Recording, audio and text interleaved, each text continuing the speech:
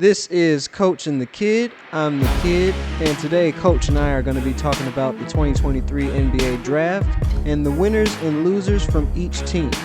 Now, going over the prospects.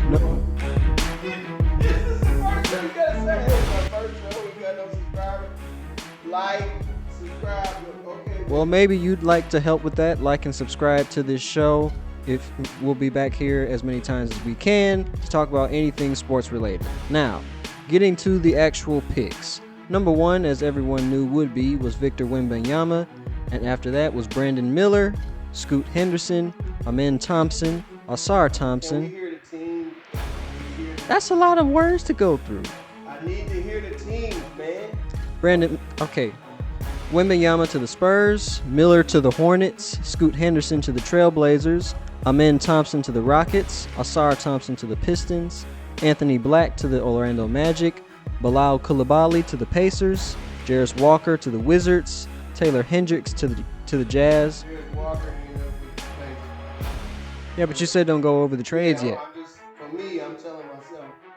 Cason Wallace to the Mavericks, Jet Howard to the Magic, Derek Lively to the Oklahoma City Thunder, Grady Dick to the Raptors, Jordan Hawkins to the Pelicans, Kobe Buffkin to the Hawks, Keontae George to the Jazz, Jalen Hood-Schifino to the Los Angeles Lakers, Jaime Jaquez to the Heat, Brandon Podziemski to the Warriors, Cam Whitmore to the Rockets, Noah Clowney to the Brooklyn Nets, Dariq Whitehead also to the Nets, Chris Murray to the Portland Trailblazers. Man, Portland was just picking up everybody, huh?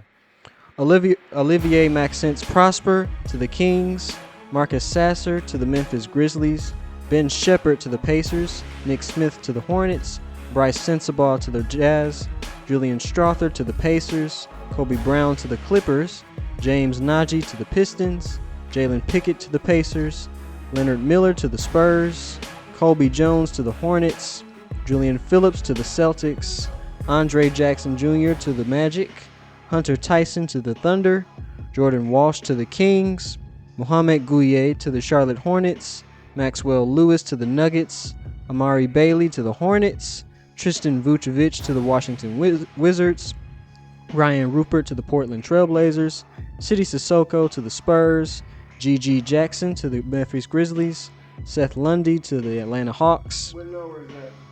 That's 46. Okay.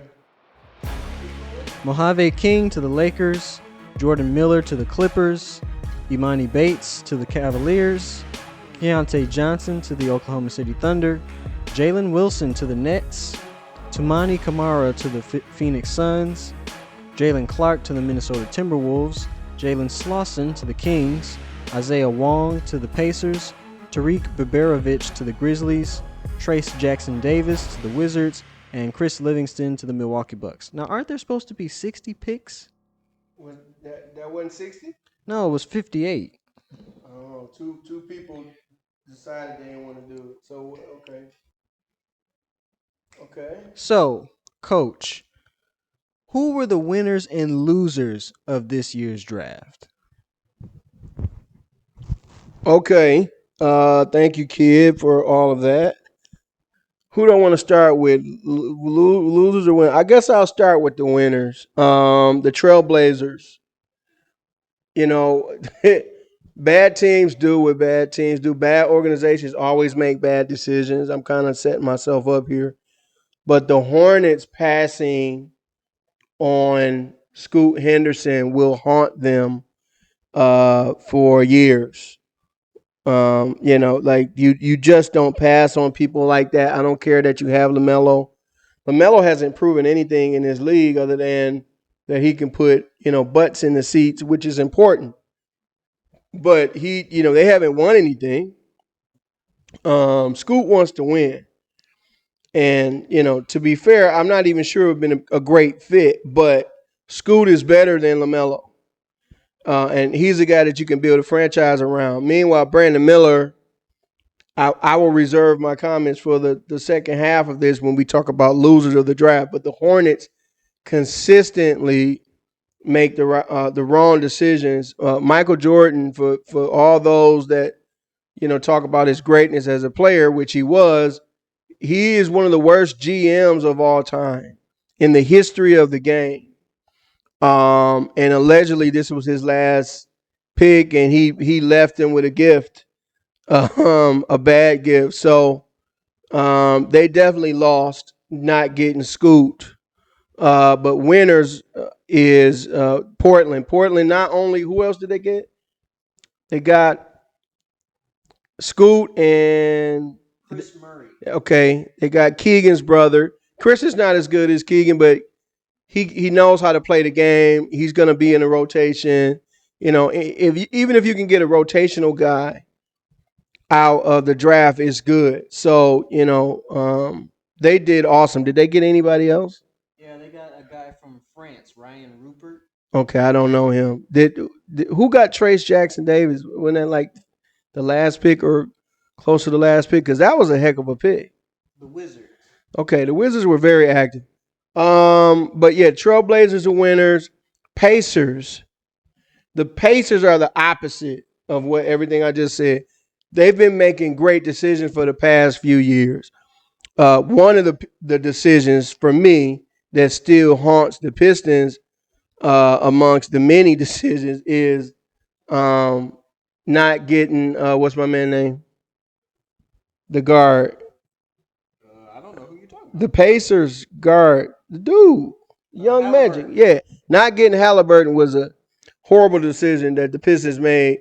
But them getting Halliburton, the other guy they got last year, and now getting Jarris Walker, who might be the best player in this draft. I seriously mean that. The dude, I personally think that the dude could be Ben Wallace with offense.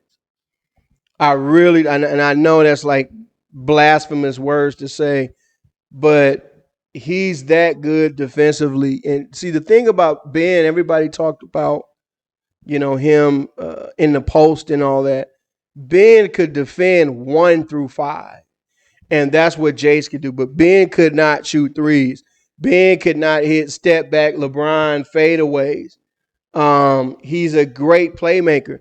He's like Bam Adebayo 2.0. Like if Bam Adebayo can shoot threes, but a better defender than Bam. Like you wouldn't put Bam on, you know, a bunch of 1s and 2s. Jarris can defend 1 through 5. So the Pacers, you know, like they definitely won. We're going to talk about them later. The Nets, for them to not have a lot of picks, they made good picks with what they had. Picking up Clowney, and then who else did they get? Was it Wilson? Did they get Wilson from Kansas? Yes. What's his first name? Jalen Will. He went what 51st or something. I don't understand how Jalen Wilson goes 51st. Jalen Wilson reminds me of Cade Cunningham, but I actually like him better than Cade. I like the kid better than Cade Cunningham. Cade Cunningham went first. Oh yeah. What? They also got Dariq Whitehead. Okay, Dariq didn't do, you know, what I thought he was going to do in college, but the boy can play. And he's going to need some time. But the Nets had a fantastic draft. Did the Knicks? Why didn't I hear the Knicks? They have no picks. Not that I can see. So they gave him up for my man, for Brunson. They gave up all their picks. Anyway, the Pistons had an excellent draft. Excellent draft. You could argue, and many people did, as we did, you know, watching first of all, most people didn't watch OTE. We did. You can watch, I don't know if the full season is on there, but when they were playing, all the games were on Amazon Prime. So you can watch the full games and you'll see what I'm talking about. But you know, Amin had most of the hype, but Asar was the MVP of the OTE league for the past not 1 but 2 years.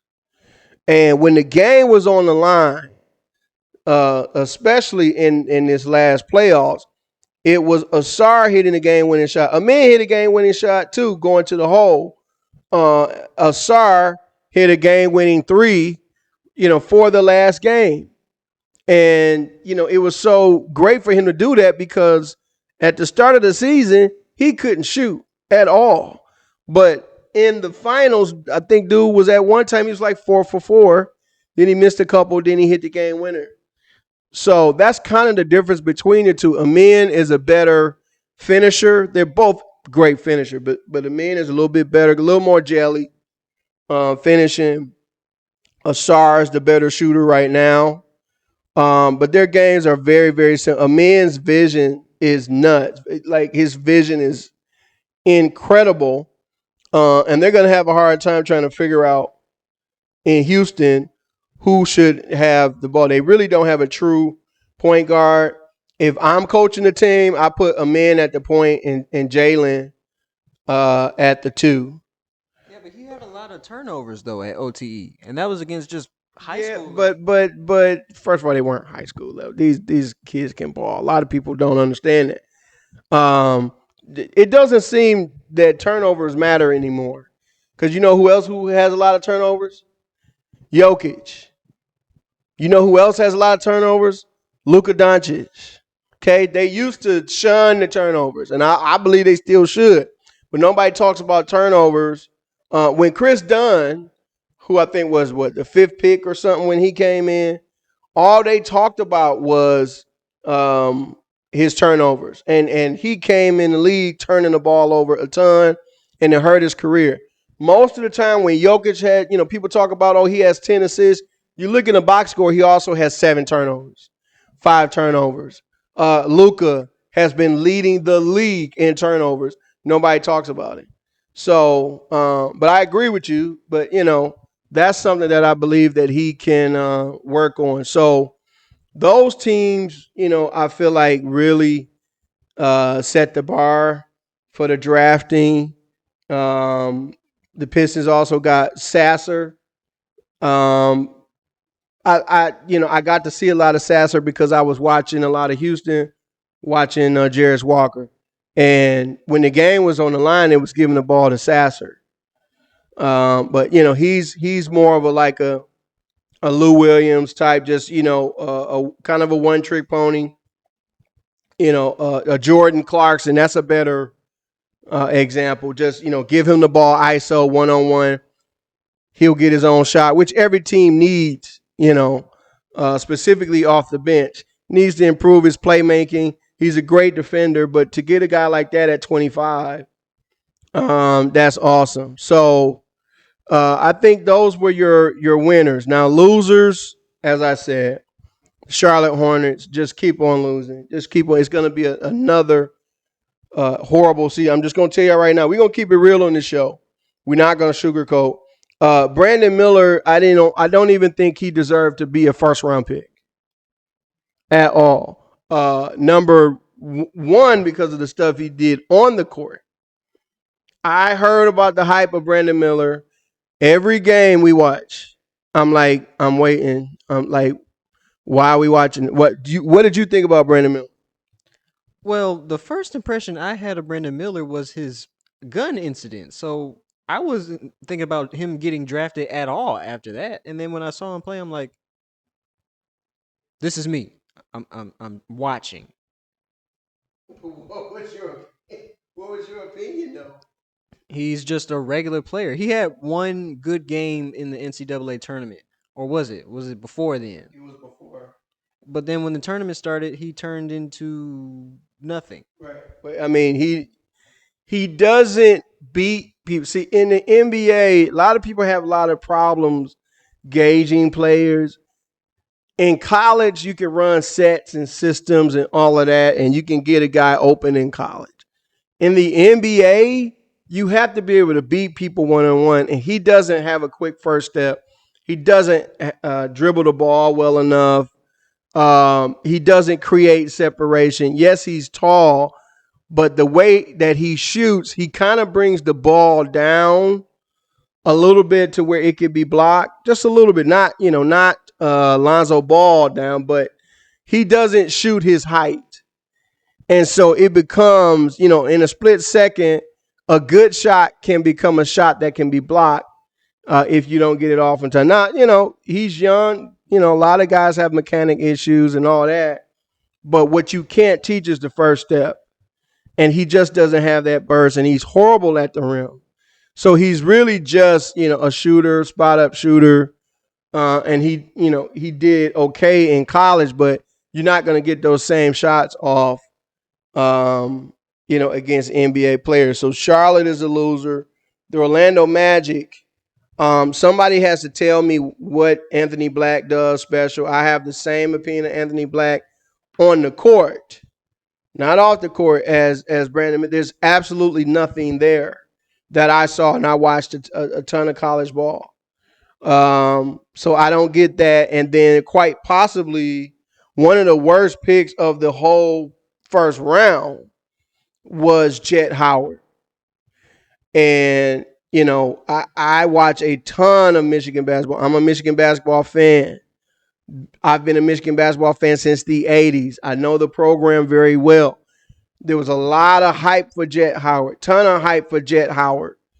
And he just never lived up to it. Again, he had a couple of good games, but the NBA, the difference between college, and it's a lot of difference between college and NBA. But one of the differences is you got to be consistent.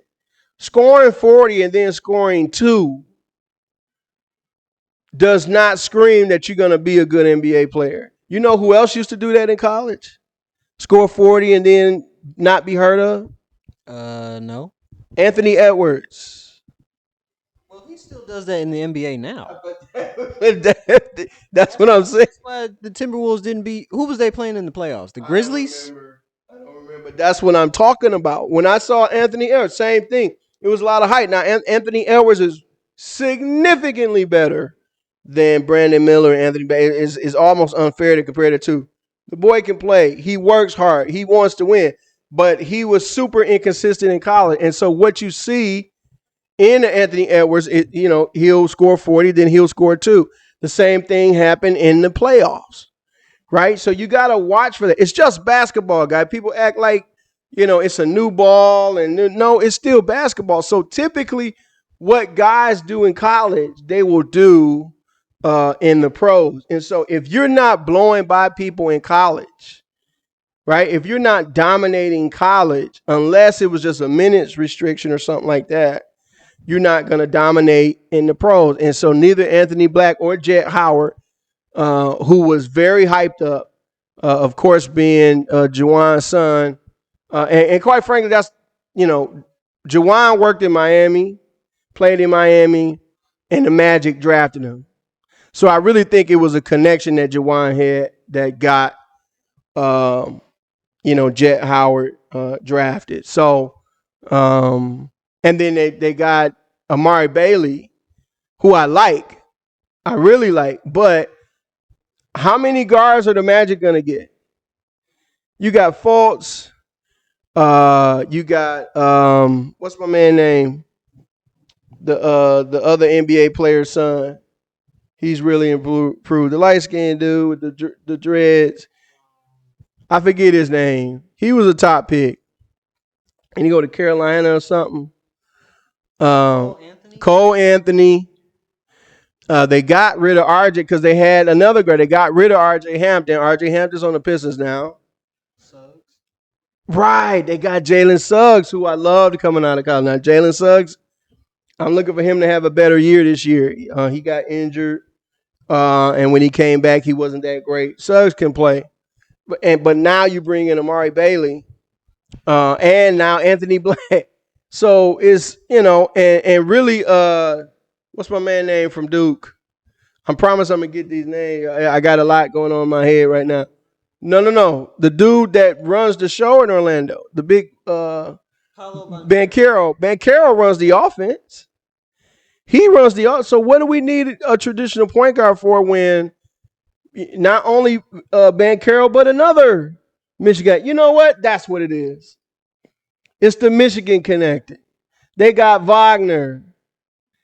They got both Wagners, and they both went to Michigan. So there's a strong Michigan connection with the Magic. It must be some relationship there. Miami, though. If you said he played in Miami, then because the connection is with Michigan. It just hit me. They got Franz Wagner and Mo Wagner. Now Jet Howard. So, but they're a loser this year. Any other losers? I'm trying to think. You got any? I got a hot take question for you. What? Are the Spurs a loser?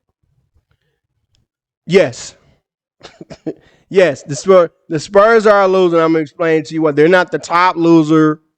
Obviously, I know some of y'all gonna hate, but go ahead and hate. But it makes no sense for me to sit up here and talk and say, "Hey, this is my background and this and that." But because it's not gonna mean anything because you guys don't know me, so you'll just know me over time. I do have some other YouTube videos. I'm the guy that told everybody that Markelle Fultz was gonna be a bust. I'm that guy. So you look up that video, look up the oldest Markelle Fultz video. That's me. Okay. Wembanyama can play. Okay. Let me just keep it real. Wembanyama, I think, will eventually be an NBA player. I don't think he's an NBA player right now. I don't think he's ready to play right now, honestly. He's arguably the most hyped up. It might have to be the most hyped up. When I hear people saying he's the greatest prospect of all time, you're crazy. You are absolutely crazy. He's not even top 100 prospects of all time. Absolutely no way. He's just tall, and people are fascinated with size. I think he shot. You can look this up. I think he shot 27% from three. Playing against dudes that own auto body shops, or playing against. They consider themselves professional. Well, it's not the NBA. It's not even G League. He shot 27% from three. He shot 46% overall, which for a 7'6" guy or 7'3" or whatever he is terrible. He doesn't shoot great at the rim. The reason why he doesn't shoot great at the rim because he's not strong enough. He doesn't move people. That's why what's his name? Kenny Lofton. Yes. Kenny Lofton bullied him when they played. And that's what's going to happen repeatedly in the NBA if they try to play him down low. Personally, if I'm coaching him, I don't see him as a big at all. And that is the problem. Everybody's going to put him in the conversation, as a 4 or 5. No, he's the biggest 3 we've ever had. He's a small forward. If they try to put him down low, it's going to be terrible. They need to treat him like a perimeter player. And where he is best right now is as a perimeter defender because of his length. He doesn't have the greatest side to side agility and things like that, but he's so long, he has good recovery. He's not going to be blocking that many shots down low because of his size. He's not a great athlete. Dudes will be dunking on him. It's not even, he doesn't have the strength to power through a dunk coming from, the best big, a LeBron, a Giannis. He's not strong enough yet. Nor should he be. He's young. So you got to give him time. But everybody, they're trying to crown this dude right now when he put up pedestrian numbers in what I would consider would be a 5th or 6th tier. I said 4th, but then we went down the list. First is in my opinion, first is the NBA. Second is G League. Third is college. Fourth is FIBA. I know my European listeners, they're going to get mad at that, but it's true. How can you say that? Because you have college players that go from college in the United States that don't get drafted in the NBA and they go and dominate FIBA. They dominate FIBA. Okay. Plus, we lived in Europe for a couple years, and we saw firsthand what the talent was there. And it wasn't great. People like this is my son. My son is 5'8". I taught him how to play basketball. He can shoot. He's got a nice jumper. By no means is he an NBA player, college player, nothing. But, he's just a nice, player that you might see at the playground. We had coaches that were begging me, please put him in our league. Remember that? We want him to come and play in our league and be a player for. I'm like, what? What he? That's how bad the talent was. At least where we were. I thought you was gonna talk about somebody playing with nothing on but flip flops. Well, we not talking about the playground. We talking about the coaches that wanted you to play. But yeah. So hear what I'm saying. I want to be clear. I don't think Wembanyama will be a bust from the standpoint of not being a contributing player, but from the standpoint of the hype, yes. He will bust based on the hype. But I do think he will play in the NBA. I think he'll, be a contributing player, got to fix his shot. He can't shoot 27% from three. I question if he's going to get stronger because he's been training his whole life. It's not like Giannis. Giannis hadn't played basketball that long, right? So, it was easy for him to put on weight, and he had the frame to do it. Wembanyama's been playing for years. And his dad is skinny, and his mom is skinny. A lot of times it's just genetics, guys. It's not because of lack of hard work or anything like that. He has to eat the world, the whole world, for him to potentially put on weight. I wish I was like that. I'm not. But, that's what's going to have to happen. So, I could be wrong. I've been wrong before, but I've been right a whole lot more. So, he's not changing. People who are saying Wembanyama is going to change him, no, he's not. He's not going to change a damn thing in the NBA. And here's what's going to happen. Here's what I think. I could be wrong. I don't think he's going to play in the summer league. I think with Chet Holmgren getting hurt last year, and I think with them, wanting to hide some things, I would be really surprised if he plays summer league. I want to see him play summer league. I don't think he will. So we won't realize how good or bad he is until the season starts. But yeah, that is a hot take. Whatever. I'm just my opinion. I could be wrong. So I think that's pretty much it for the winners and losers. Did you have? No, I think that's it for this topic. Okay. All right. So that's Coaching the Kid. Comment below. Like I said, man, it's our first episode, first show. People love to represent their teams. Represent your team. Y'all talk about who y'all thought had the best draft and the worst draft. And we're going to keep it moving.